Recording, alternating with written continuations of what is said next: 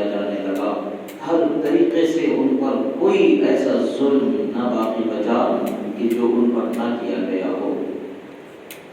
تپتے ہوئے صحراؤں میں، ریگزاروں میں انہیں برہنہ پشت لٹا دیا جاتا تھا اور آپ کے سینے پر وزنی پتھروں کو رکھ دیا جاتا تھا۔ بچوں کے ہاتھوں میں پٹا دے کر کے ان کے گلے میں ڈال کر کے چھوڑ دیا جاتا تھا اور وہ بچے گھسیٹتے رہتے تھے اور آپ اپنے آپ کو چھڑا نہیں پاتے تھے۔ یہ سب قربانیاں کیوں ہوتی تھیں؟ یہاں تک کہ آپ بے ہوش ہو جایا کرتے تھے،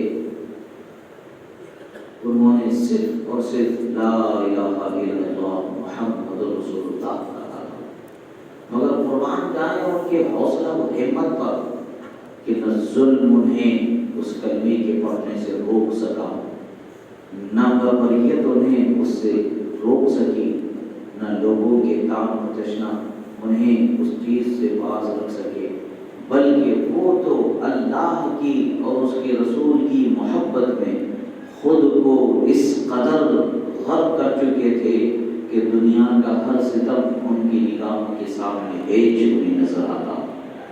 یہ قربانیوں کو جب اللہ تبارک و تعالیٰ کی بارگاہ میں انہوں نے پیش فرمایا، تبھی جا کر کے انہیں وہ دولت عظیمہ، دولت سلیمہ، دولت لازوال ایمان کی دولت اللہ نے جو دی اس کی انہوں نے حفاظت فرمائی۔ اور یہ دولت ہمیں ایسی کسی قربانی سے گزرنے کے بعد ملی ہے، ایسا نہیں ہے۔ اللہ نے ہمیں بڑی آسانی سے یہ دولت دے دی۔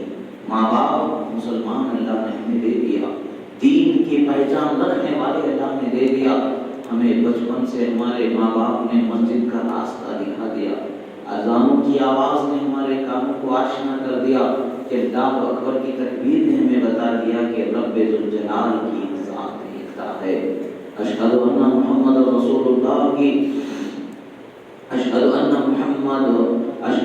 محمد رسول اللہ کی تکبیر نے ہمیں یہ بتا دیا کہ اللہ کے رسول صلی اللہ علیہ وسلم ہیں، محمد عربی ہیں، ان کی گواہی دی جا رہی ہے، ہمیں گواہی دینا ہے۔ یہ تکبیرات، یہ تسبیحات نے ہمارے کانوں کو دین کے پیغام سے آشنا کر دیا اور ہم بغیر کسی تکلیف کے، بغیر کسی پریشانی کے ہم نے دین کو اپنا بھی لیا اور دین پر ہم چل بھی رہے ہیں۔ یہ اللہ کی مہربانی ہے کہ آسانی اللہ نے ہمیں عطا فرمایا۔ عزیزان محترم، دین و ایمان کی حفاظت جان و مال کی حفاظت سے زیادہ ضروری حفاظت ہوتی ہے۔ اپنے عقیدے کی حفاظت جان و مال کی حفاظت سے زیادہ ضروری حفاظت ہوتی ہے۔ اللہ نے جب یہ نعمت ہمیں دے دی ہے، اس نعمت کی حفاظت کرنا سیکھیں، اس نعمت کی ہمیشہ قدر کرتے رہیں، یقیناً اللہ تبارک و تعالیٰ کی بارگاہ میں سرخروئی ہوگی۔ اور آج ہمارے اخلاق و کردار کو سنوارنے کی ضرورت ہے۔ آج اللہ تبارک و تعالیٰ نے ہمیں یہ جمعہ کا جو دن عطا فرمایا ہے، ہم سب لوگ مل کے نماز ادا کرتے ہیں۔ آخر اس کی نزاکتیں کیا ہیں، اس کی مصلحتیں کیا ہیں؟ جب ہم اس طرف توجہ کریں گے تو ہمارے ذہن و فکر کو خدا روشنی بخشے گا، ہمیں سمجھ میں آئے گا حقیقت میں ہمیں ایک دوسرے سے ملنے والا دن جمعہ کا اللہ نے عطا فرمایا۔ دیکھا جائے تو ہمارے دلوں کو ایک دوسرے سے آشنائی اور ایک دوسرے سے محبت بانٹنے والا دن اللہ نے عطا فرمایا۔ اور افسوس کی بات ہے کہ ہم اپنے دلوں میں ایک دوسرے کی قدورت کو اتنا پالنا شروع کر دیا ہے، ایک دوسرے کی نفرت کو اتنا پالنا شروع کر دیا ہے، ایک دوسرے کی حسد کو اتنا پالنا شروع کر دیا ہے کہ ہمارے دل کی رحمت و برکت ہی ختم ہوتی چلی جا رہی ہے۔ دل میں سکون ہوگا، رحمت و برکت کا نزول سے سکون ہوگا۔ رحمت و برکت کا نزول گناہ گار دل پر کیسے ہو سکتا ہے؟ اگر ہم نے ہمارے دل میں کسی مومن کا حسد بسایا ہے تو رحمت کا نزول کیسے ہوگا؟ اور اگر ہم نے کسی گناہ کی خواہش بسائی ہے تو رحمت کا نزول کیسے ہوگا؟ اور ہم نے کسی کی برائی کی امید بنائی ہے، برائی کا ارادہ اگر بسایا ہے تو کیسے رحمت کا، برکت کا نزول ہوگا؟ ہمارے دلوں کو ایک دوسرے کے لیے صاف کرنے کا موقع فراہم کرنے والا دن جمعہ کا دن اللہ نے ہمیں عطا فرمایا۔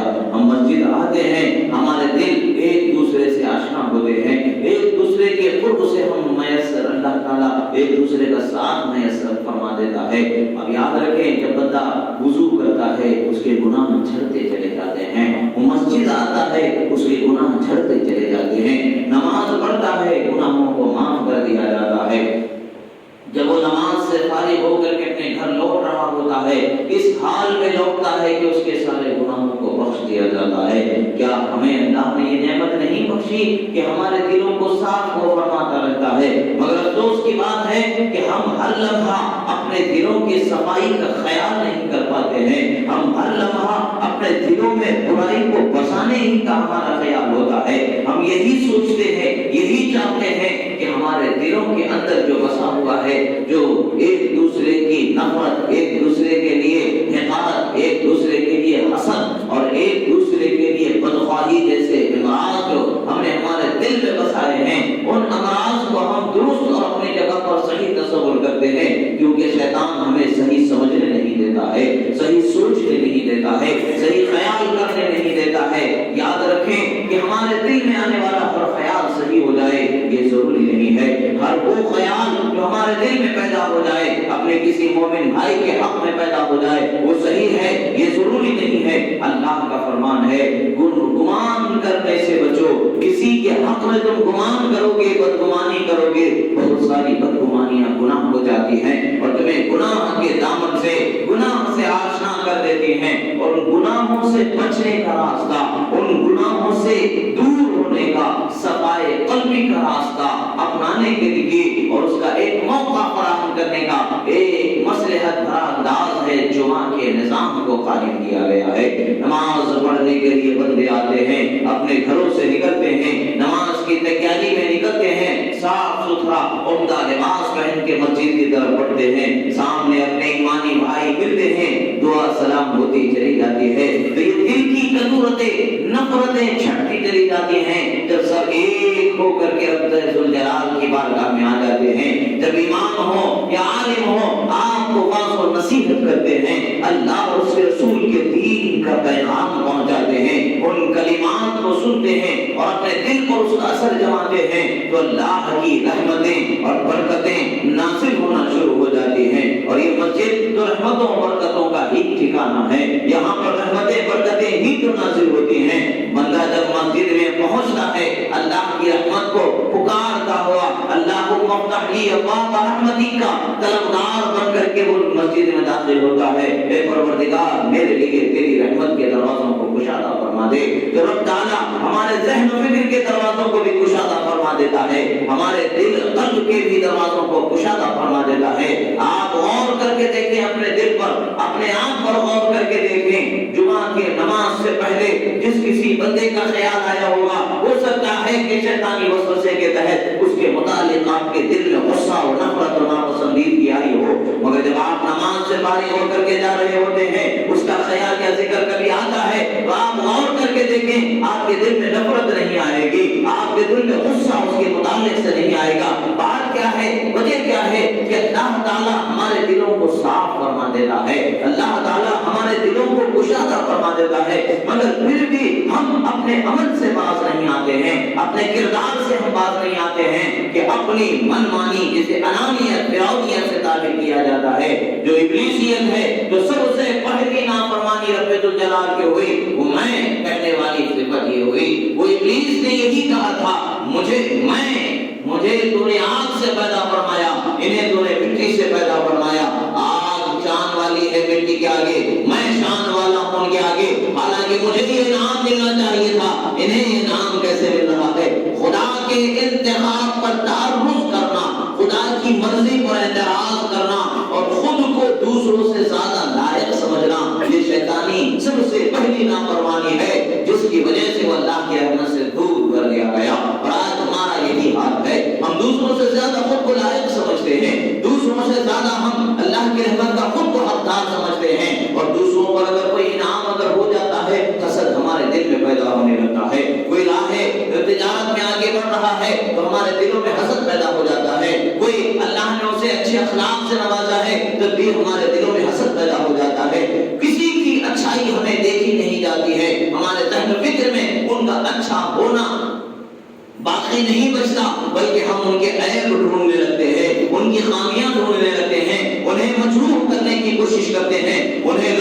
رسوا کرنے کی کوشش کرتے ہیں یا کسی نہ کسی طریقے سے تکلیف پہنچانے کی کوشش کرتے ہیں. اور جب ہماری سوچ یہ ہو جاتی ہے, ہمارے یہ قدم ہو جاتے ہیں, تو اللہ کے رسول کا فرمان ہے اعمل ما شئت کما تدین تدان, جو کرنا ہے کرو, عمل کا راستہ کھلا ہے تمہارے سامنے. دونوں راستے رکھ دیے گئے ہیں, ایک راستہ جو سچا ہے اچھا ہے وہ صراط مستقیم کا تمہارے سامنے رکھ دیا گیا ہے, اور ایک راستہ وہ بھی کھلا ہے جو شیطان کا راستہ ہے. عمل کے میدان میں اب اختیار کو تمہارے حوالے کیا گیا ہے, تم کس راستے کا انتخاب کرتے ہو, کس راستے کو چنتے ہو, وہ تمہارا انتخاب ہے کہ تم جو چنو گے اس کا تمہیں بدلہ دیا جائے گا. اچھا کرو گے اچھا پاؤ گے, برا کرو گے برا پاؤ گے, جیسی کرنی ویسی بھرنی ہوگی. اور آج ہمارا حال یہ ہے کہ ہم دوسروں کا برا سوچتے ہیں تو ہمارا برا ہو رہا ہوتا ہے, ہم دوسروں کا برا خیال کرتے ہیں تو ہمارے لیے برے خیالات پیدا ہوتے چلے جاتے ہیں. عزیزان محترم, ہمارے دلوں کے صفائی کا موقع یہ جمعہ کا دن اللہ تبارک و تعالیٰ ہمیں عطا فرماتا ہے. اس دن کی بڑی قدر و منزلت ہمارے لیے ہے, اس دن کا بڑا اہتمام ہوتا ہے. ہم یہ سمجھتے ہیں کہ صرف سب کو ایک جگہ جمع ہو کر کے نماز پڑھ لینا ہی ہے. حقیقت میں اس کا مقصد کیا ہے؟ ایک دوسرے سے پیار و محبت کو بانٹنا اس کا مقصد ہے. ایک دوسرے کی ہمدردی ایک دوسرے کے دل میں پیدا ہو جانا یہ اس کا مقصد ہے. ایک دوسرے کے گھر میں کوئی معاشی پریشانی, کوئی معاملہ, کوئی مسئلہ چل رہا ہے تو سب لوگ مل جل کر کے اس کی طرف غور و فکر کر کے اس کی اصلاح کے سامان کے مہیا کرنے کا یہ دن ہے. اور آپس میں اگر کسی وجہ سے ایک دوسرے سے ناراضگی ہے تو ناراضگی کو بھلا کر کے دلوں کو ملانے والا یہ دن اللہ تبارک و تعالیٰ نے عطا فرمایا ہے. اس لیے کہ اللہ تبارک و تعالیٰ سب کو مسجدوں میں جمع فرمانے کا حکم فرما چکا ہے, جمع ہونے کا حکم فرما چکا ہے. ہم سب کو مسجد میں جمع ہونا ہے. آج جمع ہوتے ہیں تو کیا ہوتا ہے, اللہ تبارک و تعالیٰ اپنی نظر رحمت ہمارے قلوب پر فرماتا ہے, ہمارے دلوں پر رحمت کی نظر فرماتا ہے. اور ہمارے دلوں میں جو قدورت شیطانی ہوتی ہے, جو وساوس شیطانی ہوتے ہیں, جو اخلاق کریہہ کا جہاں پر گزر بسر ہونا شروع ہو چکا ہوتا ہے, ان سب چیزوں سے اللہ تعالیٰ ہمارے دلوں کو صاف ستھرا فرما دیتا ہے, اس کے حبیب کی محبت کو ودیعت فرما دیتا ہے, اخلاق کریمہ کو اپنانے کا سلیقہ عطا فرما دیتا ہے. امام صاحب کی گفتگو جب ہوتی ہے, کوئی واعظ و نصیحت کرتے ہیں, بزرگوں کے واقعات کو بیان کرتے ہیں, ہمارے دل پر اثر ہونے لگتا ہے. کیا بات ہے کہ ہم اپنے گھروں میں ہوتے ہیں تو اثر نہیں ہوتا ہے, ہم مسجد میں آ جاتے ہیں کوئی بات سنتے ہیں تو دل پر اثر ہونے لگتا ہے. بات یہ ہے کہ خدا نے ہمیں اپنی رحمت کا سہارا عطا فرما دیا ہے, ہمارے دلوں پر نظر رحمت فرما دیا ہے, تبھی اس کا اثر ہمیں ہو رہا ہے. اسی لیے اللہ تبارک و تعالیٰ فرماتا ہے فَاذْكُرُونِي أَذْكُرْكُمْ, تم میرا چرچا کرو, میرا ذکر کرو, میں تمہارا چرچا کروں گا, تمہارے ذکر کو تمہاری شان کو بلند کر دوں گا. جب ہمارے دلوں میں ایک دوسرے کی محبت کرنے لگے گی, ایک دوسرے کی اصلاح کی خواہش بننے لگے گی, ایک دوسرے کی بھلائی کی خواہش ہوگی, تو پھر حسد کا نام ہی نہیں ہوگا. جب حسد ہی نہیں ہے تو ایک دوسرے کی ٹانگ کھینچنے کان کھینچنے کا موقع ہی ختم ہو جائے گا. یہ سب کب پیدا ہوتا ہے, جب ہم خود کو بہت زیادہ بہتر دوسروں سے سمجھنے لگتے ہیں. عزیزو, ہمارے نگاہوں کے سامنے اپنے دوست ہوں گے کہ ان سے کچھ ایسی غلطیاں ہو رہی ہوں گی جو کھلی کھلی غلطیاں, بڑی بڑی غلطیاں ہوں گی, مگر ان کی ان غلطیوں پر ہمیں مواخذہ کرنے کا اختیار نہیں ہے, حق نہیں ہے کہ ہم ان پر مواخذہ کریں, بلکہ ان کو مجروح کرنے کا ہمیں اختیار نہیں ہے. ہاں, ہمارا حق ہے. اللہ نے فرمایا ہے کنتم خیر امۃ اخرجت للناس تأمرون بالمعروف وتنہون عن المنکر. اللہ نے فرمایا اے امت محمدیہ, تمہیں تمام امتوں میں سب سے بہترین امت بنا کر کے بھیجا گیا ہے. تمہارا ذمہ کیا ہے, اگر کوئی برے راستے پر جا رہا ہے تو اس راستے سے اسے روکو, نصیحت کرو, اچھے راستے کی طرف بلاؤ. یہ تمہارا ذمہ ہے, یہ ہمارا ذمہ ہے کہ ہم اپنے بھائی کے حق میں بھلائی ہی چاہیں, ان کے حق میں بہتر ہی چاہیں. وہ برائی کی طرف بڑھ رہے ہیں تو پیار سے نصیحت کریں, میاں یہ برائی بہت بری بات ہے, کل قیامت میں اللہ کے سامنے ہمیں حاضر ہونا ہے, کل اللہ کو منہ دکھانا ہے, سوال ہوگا, جواب دینا ہے, پھر اس کا فیصلہ ہوگا. اور اس نے دو جگہ بنائی ہے, ایک انعام کی جگہ بنائی ہے جسے جنت کہا جاتا ہے, اور ایک وہ عذاب کی جگہ ہے جسے جہنم کہا جاتا ہے. اور اگر اس کا فیصلہ جنت کے بارے میں ہو جائے ہمارے لیے تو ہماری خوش قسمتی ہے, اور اگر وہ فیصلہ فرما دے ہمارے عمل کے موافق جہنم کا تو پھر ہمارا کیا حال ہوگا. ہمیں آپس میں ایک دوسرے کے اسلام کا خیال، ایک دوسرے کی فلاح و بہبودی کا خیال ہونا چاہیے. دنیاوی اعتبار سے بھی ہمیں ایک دوسرے کا خیال ہو، اخروی اعتبار سے بھی ہمیں ایک دوسرے کا خیال ہو. ایک دوسرے کی برائی کو عام طور پر اچھالنے کی عادت بن جاتی ہے. ارے فلاں تو ایسا کرتا ہے، فلاں تو ایسا کرتا ہے، فلاں تو ویسا کرتا ہے. اور ہم جب اپنے آپ کو تنہائی میں سوچ کر کے دیکھیں کہ ہمارا کیا حال ہوگا. بسا اوقات ہوتا یہ ہے کہ انسان بہت برا کرنے والا ہوتا ہے، مگر اس کی کوئی نہ کوئی ایسی نیکی اللہ کو پسند آ جاتی ہے کہ اس کی ساری برائیوں کو بخش دیا جاتا ہے. کبھی کبھی ایسا ہوتا ہے کہ بہت نیک ہوتا ہے، مگر کوئی نہ کوئی ایک غلطی ایسی ہوتی ہے کہ جس پر ساری نیکیوں کو ضائع کر دیا جاتا ہے. مثال لے لیں ابلیس کا کیا مرحلہ تھا؟ وہ کیسا تھا؟ مربی ملائکہ جسے کہا جاتا تھا، ملائکہ کو تعلیم دینے والا رتبہ جسے دیا گیا تھا. سینکڑوں کروڑ ہاں کروڑ برس جس نے روایتوں کے مطابق اللہ کی عبادت کی تھی. بزرگوں نے کہا کہ اس کے سجدوں کو اگر زمین پر بچھا دیا جائے تو ناخن کے برابر بھی جگہ نہ باقی بچے. اتنے سجدے اس نے رب کے کیے، مگر ہوا کیا؟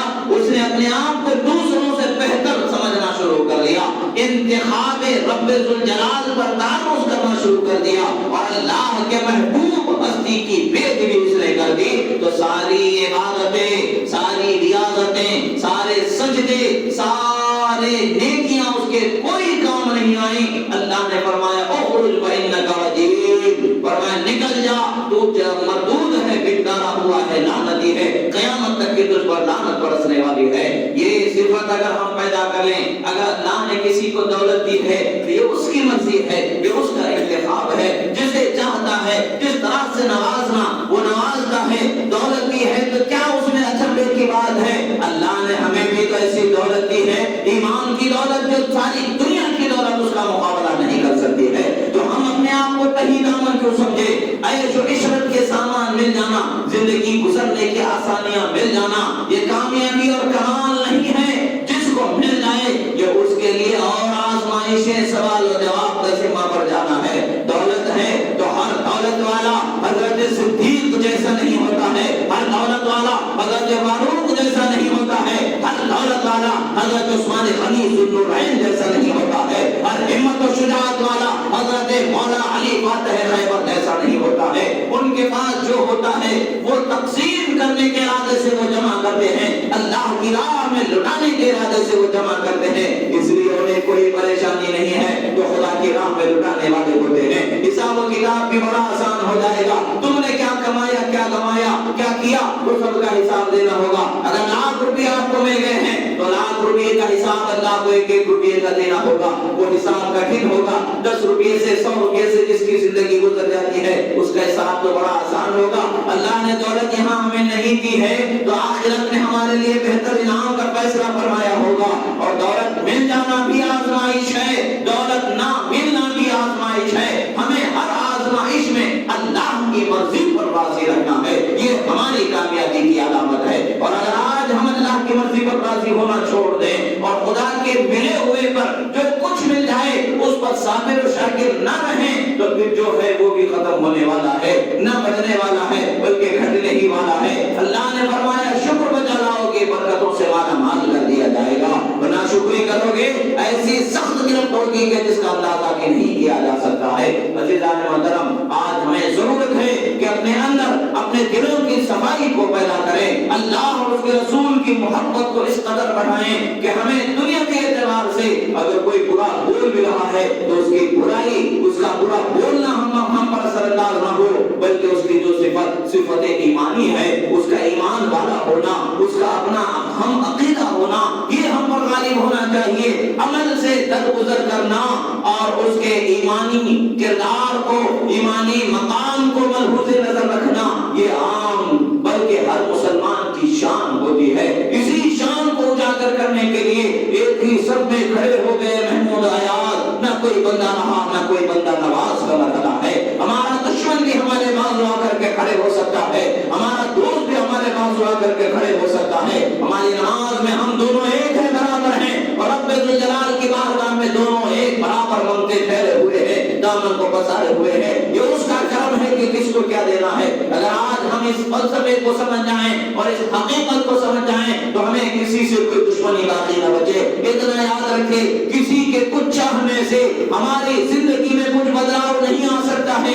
خدا جو دینا ہے اس میں کوئی کمی لا نہیں سکتا ہے. خدا جو نہ دینا چاہے اسے کوئی دلا نہیں سکتا ہے. خدا کے چاہے ہی سے ملنا ہے, خدا کے چاہے ہی سے نہ ملنا ہے. تو ہمیں اس کی چاہت پر نظر رکھنی ہے, اس کی رضا پر ہماری نظر رکھنی ہے کہ وہ ہم سے کیا چاہتا ہے, ہمیں کس طریقے سے زندگی گزارنا اسے پسند ہے. جب ہم رسول اللہ کی سنتوں بھرے زندگی کو دیکھتے ہیں تو اللہ فرماتا ہے لقد کان لکم فی رسول اللہ اسوۃ حسنہ, اے لوگوں ہم نے تمہارے لیے رسول اللہ کی ذات میں بہترین نمونہ زندگی کو رکھ دیا ہے. تم ان کی زندگی کو اپنا لو تو کامیاب ہو جاؤ گے. ہمارے آقا صلی اللہ علیہ وسلم کے بعد آنے والے لوگ کیسے کیسے طریقے سے آیا کرتے تھے. کوئی راستوں میں کانٹوں کو بچھایا کرتے تھے, کوئی گڈھوں کو کھودا کرتے تھے, کوئی پتھروں سے آپ کے ساتھ جو ہے بدسلوکی کیا کرتے تھے. نہ جانے کون کون کس کس طریقے سے رسول اللہ صلی اللہ علیہ وسلم کو ایذا پہنچائی. مگر اللہ کے رسول صلی اللہ تعالی علیہ وسلم کی زبان مبارک کو تو دیکھیں کس طرح سے آپ نے دعا فرمایا.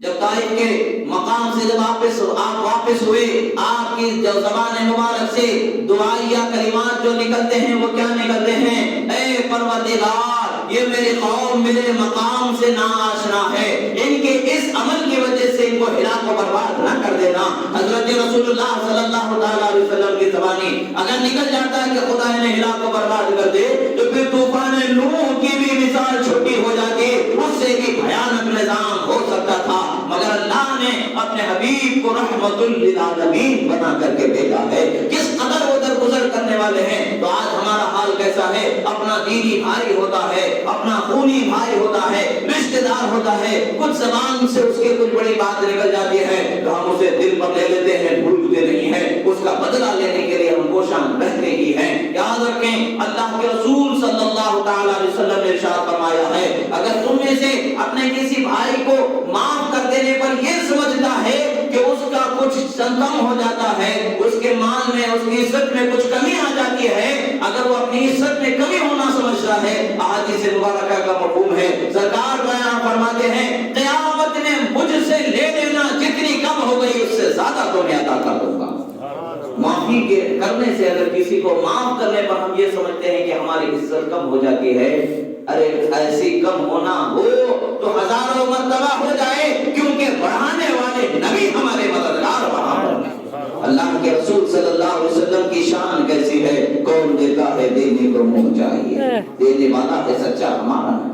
نبی صلی اللہ علیہ وسلم نوازنے والے ہیں, اور وہ جب قیامت میں نوازیں گے تو اصل نوازش تو وہاں ہم حاجت مند ہوں گے نا. ہمارے عمل کوئی کام نہیں آئیں گے کیونکہ ہمارے پاس وہ خلوص نہیں. وہ مہربانی فرما دے رب ذوالجلال, کوئی عمل قبول کر لے تو بخشے جائیں گے, اور اگر وہ حساب کر لے, فیصلہ کر دے, گرفت کر لے تو ہمارے کسی عمل میں کون سے عمل میں ہم خلوص پائیں. 2 لمحے کو غور کر کے دیکھیں کہ کسی عمل پر ہم یہ امید کر سکتے ہیں کہ ہم اس پر بخشے جائیں گے. کیا ہمارے کسی عمل میں اتنی خلوص اور الہیت پائی جاتی ہے کہ جس کے قبول ہونے میں شک و شبہ باقی نہ بچے؟ ہم کبھی یہ کہہ نہیں سکتے کہ ہمارا ہر عمل قبول ہو ہی چکا ہے. یہ اس کی مہربانی ہے, چاہے تو قبول فرما لے, چاہے تو رد فرما دے. عمل کے میدان میں قدم بڑھانا یہ ہماری ذمہ داری ہے. ہم عاجز ہیں, کمزور ہیں, مگر قدم بڑھاتے ہیں تو رب کی مہربانی ہمارے ساتھ ہو جاتی ہے. بزرگوں کی زندگی کو دیکھیں کہ کس قدر ان کی زندگی تکلیف و پریشانی سے گزری. ہم تک کے جو دین پہنچا ہے وہ دین بڑے آسانی سے نہیں پہنچا ہے, ہزاروں مشکلوں سے گزر کے یہ دین ہم تک کے پہنچا ہے.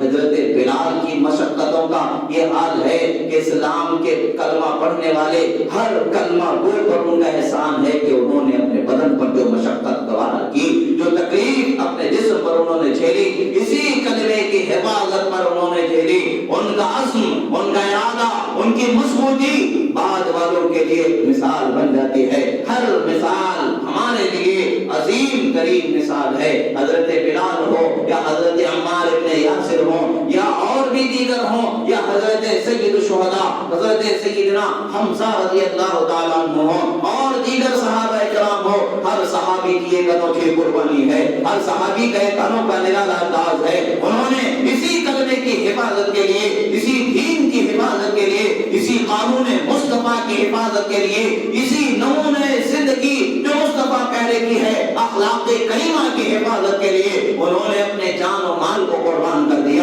اپنے گھروں کو، اپنے کنبے کو، پورے خاندان کو لٹا دیا. بدر کے میدان سے کربلا کے میدان تک کے ہر فرد کی یہ تاریخ ہمیں بتاتی ہے کہ اسلام کے زندگی کے لیے ہر وقت پر ایک کربلا کا میدان قائم رہا، ہر کربلا میں ایک قربان ہونے والا رہا. کسی کا نام حضرت حمزہ، تو کسی کا حضرت بلال، تو کسی کا حضرت عمار ابن یاسر، تو کسی کا حضرت یاسر، تو کسی کا حضرت امام حسین. اسی طریقے سے ہر نام ہمیں ملتا ہے. یعنی جو اسلام کی بقا ہے، اسلام کی فلاح و ظفر کا پیغام جو ہم تک کے پہنچایا گیا ہے، یہ پیغام عام حالتوں میں نہیں پہنچا ہے، ہر کٹھن سے کٹھن، سوچ سے زیادہ کٹھن مشکلوں سے گزر کے پہنچا ہے. اللہ نے بغیر تکلف کے، بغیر پریشانی کے، بغیر آزمائش کے نعمت اللہ نے ہمیں دے دی ہے. اب ہمارا ذمہ ہے کہ ہم اس کے سچے طریقے پر قائم ہو جائیں، سچے اخلاق پر قائم ہو جائیں. ہمیں سنتوں پر عمل کرنے کے لیے، روکنے کے لیے کوئی ایسا گلے پر چھری لے کے نہیں ٹھہرا ہے، مگر افسوس کہ ہم سنتوں سے دور ہیں. آج ہم اسلامی کردار سے ہم اس قدر دور ہیں کہ ہم اللہ اور اس کے رسول صلی اللہ تعالی علیہ وسلم کے دین کے طریقے پر حلال غذا کے اہتمام میں ہم توجہ نہیں کر رہے ہیں. حلال و حرام کی تمیز کو ہم نے ختم کر دیا ہے. ہر اعتبار سے جو آ جائے ہم نے اس کو لینا شروع کر دیا ہے، جو جاتا ہے جائے ہم نے اسے دینا شروع کر دیا ہے. یعنی قانون نظام مصطفیٰ صلی اللہ تعالی علیہ وسلم کو ہم نے فراموش کر دیا ہے. یاد رکھیں، ایک لقمہ بھی حلال کا اگر ہمارے گھر میں آ جائے تو خوبیاں ہمارے دلوں میں پیدا ہو جائیں، دلوں کی بیماریاں دور ہو جائیں. اور اگر ایک لقمہ بھی حرام کا ہمارے گھر میں آ جائے تو ہمارے دلوں کی بیماریاں بڑھ جائیں، میل و کدورت بڑھ جائے. آج خود دیکھیں، ہمارے دل میں کسی کے متعلق سے ہمدردی نہیں ہے، کسی کے متعلق سے اچھا خیال نہیں ہے. تو میں کہتا ہوں کہ فوراً اس کا اپنے آپ کا محاسبہ کرنا ضروری ہے کہ میں جو لقمہ کھا کے میرے دل کو تقویت پہنچا رہا ہوں، جو غذا میں استعمال کر رہا ہوں، وہ غذا میں حلال اور حرام کے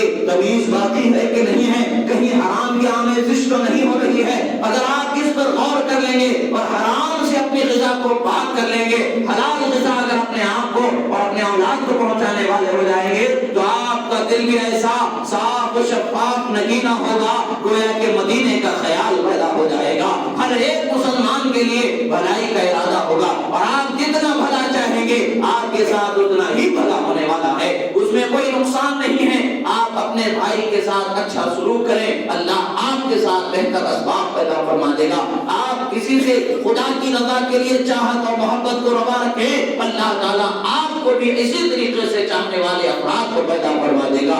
آپ کا بھی خیال اور محبت کرنے والوں کو پیدا کر دے گا. یہ عظیم نعمتوں کو سیکھنے کا وقت ہے، یہ عظیم اور نعمتوں کو اپنے دلوں میں بسانے کا وقت ہے. جو جمعہ کا وقت اللہ نے ہمیں عطا فرمایا ہے، ہم یہاں جمع ہیں تو صرف آئے ہیں، بھیڑ بکری کی طرح آئے چلے گئے نہیں ہونا چاہیے. اپنے دلوں پر نظر کریں، اپنے دلوں کی صفائی کا خیال کریں، اللہ کی بارگاہ میں دعا کریں کہ پروردگار ہمارے دلوں کی کدورت کو دور فرما دے، میل کو دور فرما دے. یہ اجتماع مومنین ہے، مومنوں کا جمع ہو جانا.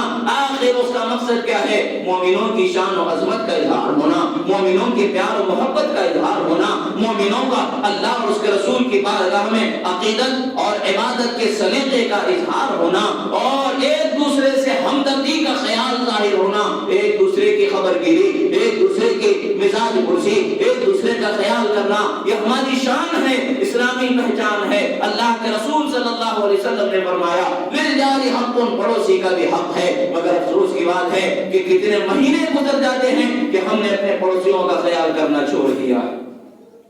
کیا کبھی ہمیں یہ سوچنا ہے کہ نہیں ہے کہ ہم بھی ہمارے پڑوس میں رہتے ہیں، کوئی اچھی بات، کوئی اچھا طریقہ اختیار کرے. سرکار دو عالم صلی اللہ علیہ وسلم نے ارشاد فرمایا آپس میں ہدیے تحائف ایک دوسرے کو بھیجا کرو کہ اس سے دلوں کے میل دور ہو جاتے ہیں، دلوں میں محبت پیدا ہو جاتی ہے، دلوں کی صفائی پیدا ہو جاتی ہے. اور آج ہمارا حال ایسا ہے کہ پڑوس میں شادی ہو رہی ہے، ہمارے گھر میں شادی نہیں ہو رہی تو ہمارے چہرے بھی بڑھ جاتے ہیں.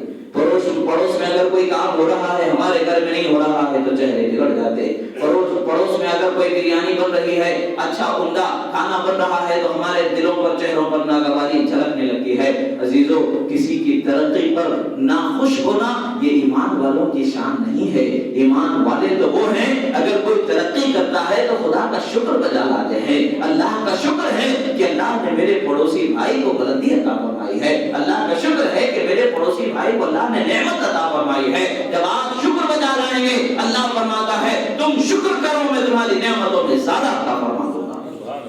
ہمارے گھر میں اگر کچھ چولہے میں جلنے میں کمی ہو رہی ہے, پڑوس میں خوب چولہا جل رہا ہے, تو ہم اس پر اگر شکر گزار ہو جائیں گے تو ہمارے چولہے کو بھی اللہ تعالیٰ اور بڑھا دے گا, برکت عطا فرما دے گا. ہماری کمائی میں کمی ہے اور بازو کا اپنا دوست ایمانی بھائی اگر کمائی میں آگے بڑھ رہا ہے, ترقی کر رہا ہے, اللہ کا شکر بجا لائیں, اس کی بھی حفاظت کے لیے دعا کریں, اپنی بھی حفاظت کے لیے دعا کریں, تو پھر آپ دیکھیں گے وہ دن دور نہیں ہوگا کہ آپ کو بھی اللہ تبارک و تعالیٰ ترقی کے اس منزل پر پہنچائے گا کہ آپ خود حیران ہوں گے میری محنت تو اس قدر نہیں تھی کہ جو آج مقام مجھے میسر ہے. یعنی بسا اوقات انسان عملی زندگی میں کمزور ہو کر کے بھی, عملی میدان میں کمزور ہو کر کے بھی, فزیکلی وہ کوئی ایکٹیویٹی پوری طریقے سے نہ کر پا کر کے بھی ترقی کی منزل پر پہنچ جاتا ہے. راز کیا ہوتا ہے؟ وہ اپنے دل کو صاف کر لیتا ہے, مومنوں کے لیے خیر خواہی کا وہ اپنا ایک سلیقہ بنا لیتا ہے, تو اللہ تعالیٰ اس کی برکت سے اسے بلندی ترقی عطا فرما دیتا ہے. کمال تو یہ ہے کہ ہم اپنے دل میں اسی کی محبت بسائیں جس کے لیے خدا نے ہمیں زندگی بخشی ہے, اس کے حبیب کی محبت کو بسائیں اور اسی محبت میں اپنے ایمانی بھائی سے محبت کریں, اپنے اسلامی بھائی سے محبت کریں, اور نفرت نہیں ہونی چاہیے. نفرت ہو تو خدا و رسول کے نافرمانوں کے ساتھ نفرت ہونی چاہیے, خدا و رسول کے دشمنوں کے ساتھ ہونی چاہیے. اس کا یہ مطلب نہیں کہ چھری کاٹے لاٹھی لے کر کے میدان میں نکل جاؤ, یہ نہیں ہے, بلکہ ہم اس شخص کی اس نافرمانی اور اس کے فعل پر راضی ہونے کو نہیں پسند کرتے ہیں, اسے خدا کے رحمت کا حقدار نہیں جانتے ہیں. ہاں, جو مومن ہے عمل میں کمزور ہو جاتا ہے, کبھی کوئی گناہ سرزد ہو جاتا ہے تو اس کے معافی کے طلبگار ہیں اور اس کے لیے اللہ کی بارگاہ میں رحمت کے حقدار ہونے کا یقین رکھتے ہیں, کیونکہ وہ مومن ہے. مومن کی شان ہی الگ ہوتی ہے, وہی اللہ کی رحمتوں کا حقدار ہوتا ہے. آج دنیا مختصر ہے, ہمیں دنیا کو چھوڑ جانا ہے, کل کی تیاری ہمیں کرنی ہے. آج ہم نے تو اپنے بچوں کے لیے بڑا بڑا مکان بنا لیا, 3 منزلہ 4 منزلہ, اور نہ جانے آسائش اور نظام زندگی کے گزرنے کے لیے ہر سہولت, کولر, پنکھا, اے سی, کرنٹ, ہر چیز کو ہم نے لگا لیا. سردی میں گرم پانی, گرمی میں ٹھنڈا پانی, ہر چیز کا انتظام کر لیا. یہ سارا انتظام کیا ہے؟ 2 لمحوں میں ختم ہونے والا انتظام ہے. قیامت کا سور رکا جائے گا, کچھ باقی نہیں بچے گا, اس سے قبل موت آئے گی, کچھ باقی نہیں بچے گا. یہ گھر تو ہم نے بنایا ضرور ہے, مگر یہ گھر میں ہماری اولاد کب تک زندگی گزارے گی؟ 100 برس, 200 برس, 300 برس, 60 سال تو اوسطاً عمر ہے ہماری, اس سے زیادہ کوئی چیز آئے تو جی جائے, کتنا وہ جی سکتے ہیں. ہاں, جینے کی زندگی جو دنیا کی ہے ختم ہونے کے بعد اسے پہنچنا کہاں ہے؟ سب سے پہلی منزل قبر کی منزل ہے, اور اللہ کے رسول صلی اللہ علیہ وسلم فرماتے ہیں قبر کی منزل کو تم آسان نہ جانو. مفہوم ہے احادیث مبارکہ کا, سرکار فرماتے ہیں قبر کی منزل یا تو جنتی ایک باغ ہوگی یا تو جہنم کے گڈھوں میں سے گڈھا ہوگا. یعنی عذاب کا سامنا ہوگا یا رحمت کا سامنا ہوگا. وہاں ہم نے کیا تیاری کی ہے؟ آج ہمارے بچے, ہمارے باپ کسی کے سامنے ہاتھ نہ پھیلائیں, بزنس میں, مال میں, پیسے میں, رہنے میں, سہنے میں, گھر کے, وہ کسی کے محتاج نہ رہیں. یہ ہم ضرور فکر کرتے ہیں, کیا یہ ہمارا ذمہ نہیں کہ کل قبر میں وہ چلے جائیں, جب ان سے سوال ہوگا من ربک کا, تو ہمارے بچے چیخ چیخ کر کے کہیں میرا رب رب الجلال ہے. جب سوال ہوگا ماں دین کا, تمہارا دین کیا ہے, تو ہمارے بچے چیخ کر کے کہیں دین الاسلام. اور جب سوال ہوگا ما کنت تقول فی شان ھذا الرجل, تم کیا کہتے تھے اس صحابہ نور مجسم ذات اقدس محمد عربی صلی اللہ تعالی علیہ وسلم کے بارے میں دنیا میں, تو ہمارے بچے عشق میں جھوم جھوم کر کے کہیں قل اقول اشهد ان محمدا عبده ورسوله, میں کہتا تھا کہ محمد اللہ کے بندے سچے اور اس کے سچے رسول ہیں. یہ گواہی دے زیارت مصطفیٰ سے مشرف ہو جائیں, اور جب ان کا سامنا ہو تو سرکار کا چہرہ ناراضگی والا نہ رہے, بلکہ سرکار کا چہرہ بشاشت والا رہے, نور کی رحمت کی کرنوں کو ہم پر ہماری طرف بڑھانے والا رہے, جنت کی رضاؤں کو ہماری طرف بھیجنے والا خوش آئین چہرہ ہو. سرکار کی ناراضگی ہم سے دور ہو جائے. کیا ہم نے ہمارے بچوں کو یہ تلقین کی کہ اس قبر کی رات کو کبھی بھی مت بھولنا کہ جب تم سے سوال ہوں گے ہی ہوں گے، مگر ایک شان تمہارے ساتھ وہ ہوگی کہ سراپا رحمت عالم کا تمہیں جلوہ دیکھنا نصیب ہو جائے گا۔ وہ کیسا جلوہ ہوگا، وہ زیارت کیسے ہوگی، وہ چاشنی کیسے ہوگی، عاشق کی نگاہوں میں وہ نور مصطفیٰ جو ڈائریکٹ اس کے دل عام نگاہوں میں بس جائے گا، اس کا اثر کیسا ہوگا، اس کا سرور کیسا ہوگا۔ کیا کبھی ہم نے سمجھایا، کیا کبھی ہم نے ہمارے بچوں کو اس چیز کی طرف توجہ دلائی؟ عزیزو، اگر ہم نے نہیں کیا ہے تو ہم نے ان کا حق نہیں پورا کیا ہے۔ ہمیں چاہیے کہ اس کی توجہ دلائیں، قبر کی تیاری کریں، حشر کی تیاری کریں، حساب و کتاب کی تیاری کریں۔ دنیا کی تیاری تو بہت ہوتی ہے، ہوتی ہی رہے گی، دنیا چھوڑ کر جانا ہے۔ اگر دنیا کی تیاری کو ہم شریعت کے دائرے میں لے کر کے چلیں گے تو ہمارا ہر کمانا بھی ہمارے لیے آخرت میں حساب کتاب میں آسانی کرنے والا ہوگا، ہر عطا کرنا، ہر دینا، ہر بانٹنا بھی بخشش لانے والا ہوگا۔ یعنی ہم زندگی دنیا کی آئین مصطفیٰ، قانون مصطفیٰ پر اگر ڈھال لیتے ہیں تو ہمیں سوال میں آسانی ہوگی، جواب میں گھبرانا نہیں ہوگا، رحمتوں کے جرمت میں، رحمت کے فرشتوں میں، جنت میں ہمیں جانا نصیب ہو جائے گا، سرکار کی شفاعت نصیب ہو جائے گی۔ اور اگر ہم یہاں کوتاہی کر دیتے ہیں تو کل ہمیں بھیانک منزل ہے اس کا سامنا ہوگا، بھیانک عالم ہے اس کا سامنا ہوگا۔ اندازہ ہی نہیں لگایا جا سکتا کہ کیسا بھیانک وہ منظر ہوگا۔ دہتے ہوئے شعلوں کا جہنم کے یہ حال ہوگا جیسے سمندر کی لہریں کناروں پر پہنچ کر کے لوگوں کو سمیٹ کے اپنے اندر، کنارے سے اپنے اندر لے کر چلے جاتی ہے، اسی طریقے سے جہنم کے شعلے لپک لپک کر کے کنارے پہنچ رہے ہوں گے اور انہیں گنہگاروں کو اپنے اندر سمیٹ کر کے جہنم میں کھینچ رہی ہوں گی۔ اور اس وقت پر جہنم کے شعلوں کو بجھانے کا کیا انتظام ہوگا، جہنم کے شعلوں کے لپکتے ہوئے دہتے ہوئے شعلوں کی تیزی کو روکنے کا کیا انتظام ہوگا۔ حضرت جبرائیل امین رسول اللہ صلی اللہ علیہ وسلم کی خدمت میں ایک پانی کا پیالہ پیش فرمائیں گے، رسول اللہ صلی اللہ علیہ وسلم اور اس میں اپنا ہاتھ مبارک ڈالیں گے، پھر اٹھا کر کے اس پانی کے چند قطروں کو جہنم کی طرف چھڑکاؤ فرما دیں گے تو جہنم کے دہتے ہوئے لپکتے ہوئے شعلے ٹھنڈے پڑ جائیں گے، یعنی سرد نیچے پہنچ جائیں گے، اوپر جو آ کر کے کناروں پر کھینچ رہے تھے وہاں سے وہ تھم جائیں گے۔ ماجرا کیا ہوگا، یہ پانی کون سا پانی ہے، کیا زمزم کا پانی ہے یا حوض کوثر کا پانی ہے یا اور کوئی جنتی نہروں میں سے کسی نہر کا پانی ہے؟ نہیں، وہ اور کوئی اونچی اونچی نہروں کا پانی، اونچے اونچے عظمت والے جو قرآن و حدیث میں جن پانیوں کی عظمتوں کو بیان کیا گیا ہے اس کا پانی نہیں ہوگا، بلکہ وہ ایک عام گنہگار انسان کے آنکھ سے خدا کے خوف میں بہنے والے آنسو جمع کر لیے گئے ہوں گے۔ جب انسان اللہ کے خوف سے آنکھ سے آنسو بہاتا ہے تو اس کی شان یہ ہوتی ہے کہ جہنم کے لپکتے ہوئے شعلوں کو بڑھتے ہوئے شعلوں کے اندر ٹھہراؤ پیدا کر دیتا ہے۔ تو پھر انسان کی زندگی کے اندر کیسا بدلاؤ نہ آ سکے، یقیناً کمی اس بات کی ہے کہ ہم خدا کے خوف کو دل میں بسا نہیں پا رہے ہیں، اس کے خوف سے اپنی آنکھوں کو نم نہیں کر پا رہے ہیں۔ اللہ کے نزدیک احادیث مبارکہ میں آیا ہے گنہگار بندے کی آنکھ سے بہتا ہوا پانی سب سے زیادہ پسندیدہ پانی ہے، اللہ کو وہ پانی بہت پسند ہے۔ پسند ہے تو اس کا یہ مطلب ہے کہ اللہ رحم فرما دیتا ہے، کرم فرما دیتا ہے، اس کی رضا ہمیں میسر آ جاتی ہے۔ ہم گنہگار ضرور ہے، گناہوں پر اڑے رہنا یہ شیطانیت ہے، گناہوں پر پلٹ کر کے رب تعالیٰ کی بارگاہ میں معافی مانگ لینا یہ انسانیت ہے، یہ ہمارے لیے رحمت کا سبب ہے۔ اللہ تبارک و تعالیٰ کی بارگاہ میں اپنے اور آپ کے لیے دعا گو ہوں کہ اللہ تعالیٰ ہمیں سچی توبہ نصیب فرمائے، اس کا خوف نصیب فرمائے، ہمارے دلوں کو صاف فرمائے، کدورت کو ہمارے دلوں سے دور فرمائے، غیر شرعی نفرت کو ہمارے دلوں سے دور فرمائے، غیر شرعی محبت کو ہمارے دلوں سے دور فرمائے، شرعی محبت کو ہمارے دلوں میں ودیعت فرمائے، شرعی نفرت جس کے لیے جو حق ہے اسی طریقے سے ہمارے دلوں میں عطا فرمائے، غرض کہ ہمارے دل کو اسی پر ڈھال دے جس پر وہ اور اس کے حبیب راضی ہو جاتے ہیں۔ کہنے میں سننے میں جو غلطی ہوئی اللہ تعالیٰ کی بارگاہ میں گزار ہوں کہ معاف فرمائے، جو حق و سچ و صحیح و درست کہا گیا اسے ہمارے سینوں میں محفوظ فرمائے۔ اقول قولی ھذا استغفر اللہ لی ولکم ولسائر المؤمنین۔ السلام علیکم ورحمۃ اللہ۔